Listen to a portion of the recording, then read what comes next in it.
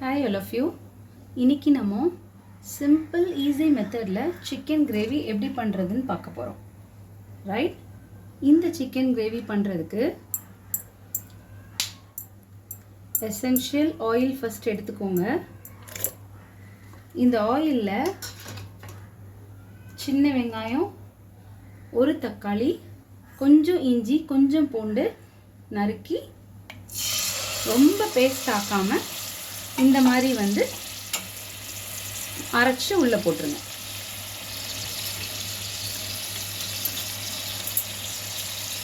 First இதை எண்ணெயில் கொஞ்ச நேரம் நல்லா வதக்கணும்.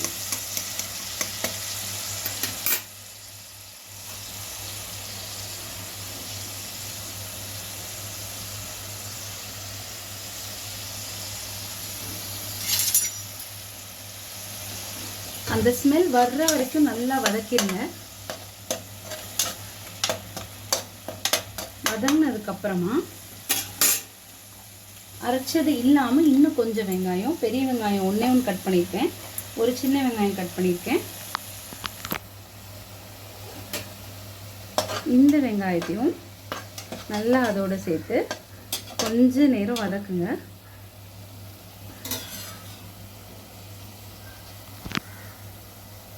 இதில் கரம் மசாலா பவுடர் கொஞ்சமாக கரம் மசாலா பவுடர்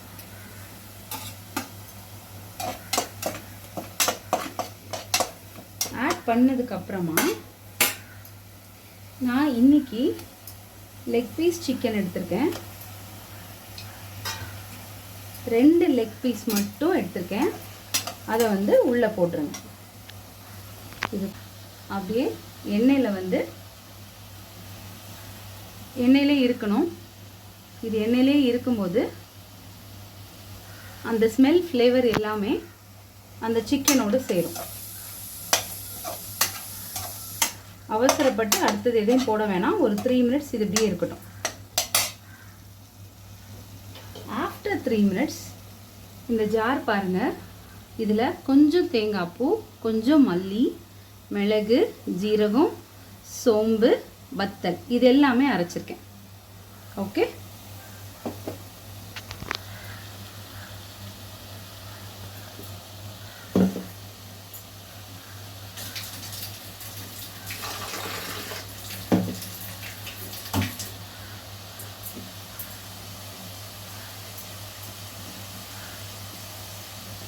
அரைச்ச பேஸ்ட்டை இப்போ ஆட் பண்ணிடலாம்.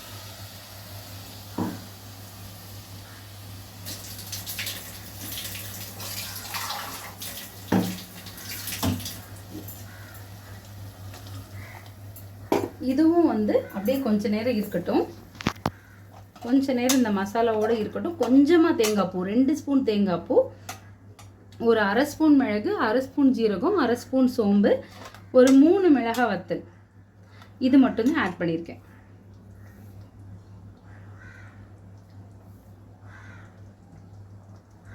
இதோட சேர்த்து எக்ஸ்ட்ராவாக வந்து இப்போ நீங்கள் கடையில் விற்கிற சிக்கன் மசாலாஸ் ஏதாவது ப்ரிஃபர் பண்ணுறீங்க அப்படின்னா அதையும் நீங்கள் யூஸ் பண்ணிக்கலாம்.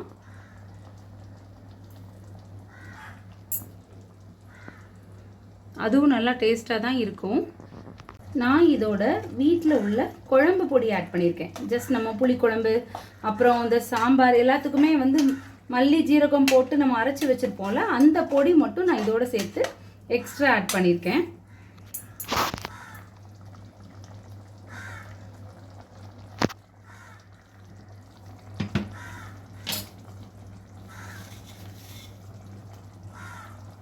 தேவையான அளவு சால்ட்டு.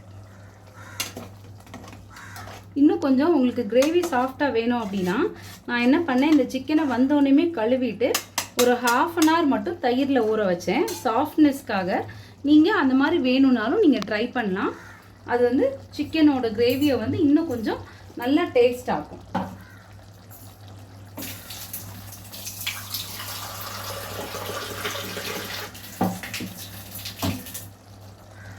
கன்சிஸ்டன்சிக்கு தேவையான அளவு மட்டும் தண்ணி ஊற்றிக்கலாம்.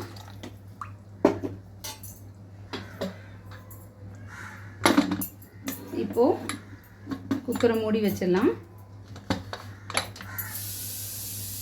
இது வந்து ஃபுல்லில் வந்து ஒரு 10 மினிட்ஸ் இருக்கட்டும். ஓகே, இப்போ ஓப்பன் பண்ணி பார்த்தாச்சு.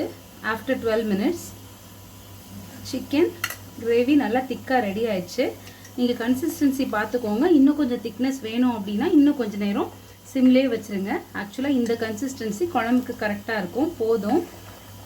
இது நீங்கள் வந்து சப்பாத்திக்கு இல்லை பரோட்டாக்கு, தோசைக்கு, இட்லிக்கு, எஸ்பெஷலி வித் ரைஸ், சண்டேஸ் லஞ்சுக்கு இது ரொம்ப நல்லாயிருக்கும். நல்ல ஃப்ளேவரோட காரமாக டேஸ்ட்டாக இருக்கும். இந்த சிக்கன் கிரேவி எல்லாருக்குமே பிடிக்கும். ட்ரை பண்ணுங்கள். தேங்க்யூ.